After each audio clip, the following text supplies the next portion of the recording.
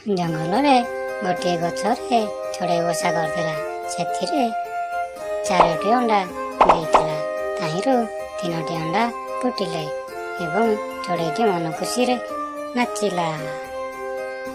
ଚଢ଼େଇ 3ଟି ଛୁଆମାନଙ୍କୁ ଦେଖି ମନ ଖୁସି ହେଉଥିଲା ଓ ପ୍ରତ୍ୟେକ ଦିନ ପିଲାମାନଙ୍କ ପାଇଁ ଖାଦ୍ୟ ସଂଗ୍ରହ କରୁଥିଲା ଆଉ ଆଣିକି ଦେଉଥିଲା।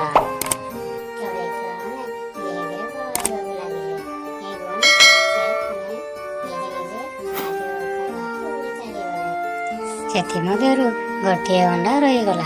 ବହୁତ ଦିନ ହେଲା ଫୁଟିଲାନି। ତେଣୁକରି ଚଢ଼େଇଟି ବହୁତ ମନ ଦୁଃଖ କରି ରହିଥାଏ। ତେଣୁକରି କୋଇଲି ପାଖକୁ ଚାଲି ଉପାୟ ଖୋଜିବାକୁ ବାହାରିଲା। କୋଇଲି ଭଉଣୀ, ମୋର 4ଟି ଅଣ୍ଡାରୁ 3ଟି ଫୁଟିଗଲା ଆଉ ଗୋଟେ ରହିଗଲା, ଫୁଟିଲା ନାହିଁ। ତେଣୁକରି ମୁଁ କ'ଣ ଉପାୟ କରିବି ତୋତେ କହିବାକୁ ଆସିଛି। ହେଲେ କହ ତ ଉପାୟ। ଏଭଳିଆ ମୁଁ କେବେ ଦେଖିନଥିଲି। ମୁଁ କେବେ ଶୁଣିନଥିଲି।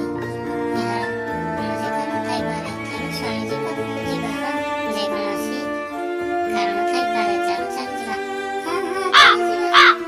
ଚଢ଼େଇ ଏବଂ କୋଇଲି ସ୍ୱାମୀଜୀ ପାଖକୁ ଦେଖା କରିବାକୁ ପହଞ୍ଚିଲେ। ନମସ୍କାର ସ୍ୱାମୀଜୀ, ଆପଣ କେମିତି ଅଛନ୍ତି? କଥା କ'ଣ କି? ମୁଁ ଆପଣଙ୍କର କି ସାହାଯ୍ୟ କରିପାରିବି କୁହନ୍ତୁ? ଚଢ଼େଇ ସ୍ୱାମୀଜୀକୁ ସବୁ କଥା କହିଦେଲା।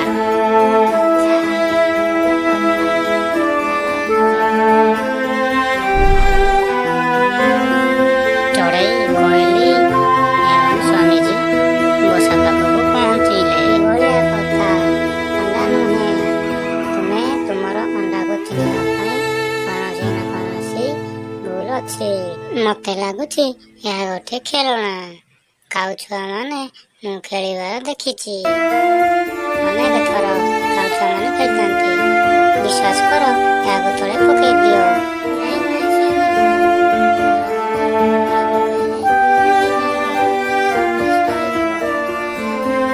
ନାଇଁ ଚଢ଼େଇରାଣୀ, ମତେ ଭରସା ରଖ।